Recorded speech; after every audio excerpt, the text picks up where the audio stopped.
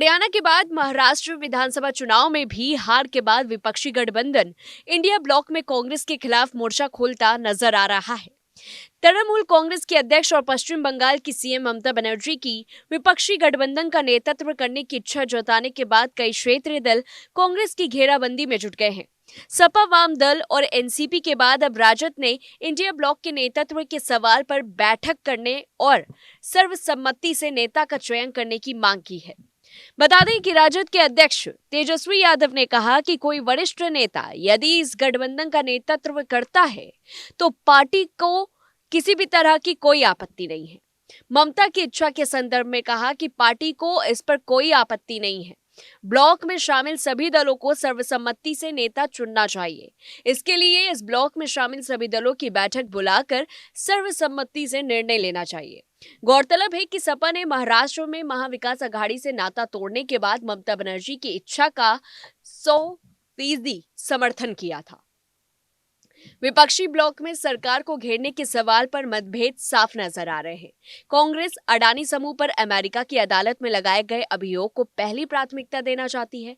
सपा चाहती है कि विपक्षी ब्लॉक संभल हिंसा को प्राथमिकता दे और टीएमसी का कहना है कि कांग्रेस को क्षेत्रीय दलों के हित का ध्यान रखना चाहिए। गौरतलब है कि इस टकराव के कारण सपा और टीएमसी कांग्रेस की ओर से बुलाई गई बैठकों और रणनीति से खुद को दूर रख रही है।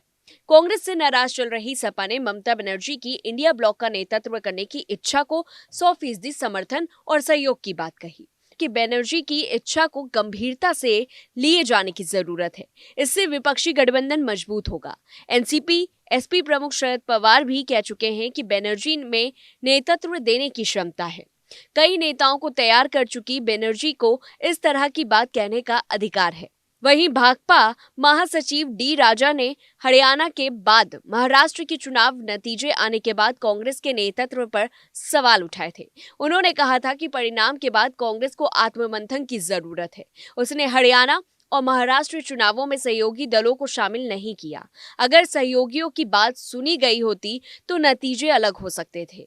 दरअसल विपक्षी ब्लॉक के कई सहयोगी अडानी समूह पर अमेरिकी अदालत में लगे अभियोग के मामले में कांग्रेस के आक्रामक रुख से सहमत नहीं है। एनसीपी और टीएमसी नहीं चाहती कि इस मुद्दे पर संसद में कांग्रेस आगे बढ़े और सपा लोकसभा में सीटों के प्रबंधन मामले में कांग्रेस के रवैये से नाराज है। इस पूरी रिपोर्ट को लेकर के आपकी क्या कुछ राय है, कमेंट बॉक्स में बताएं। तब तक के लिए देखते रहिए न्यूज़ 1 इंडिया।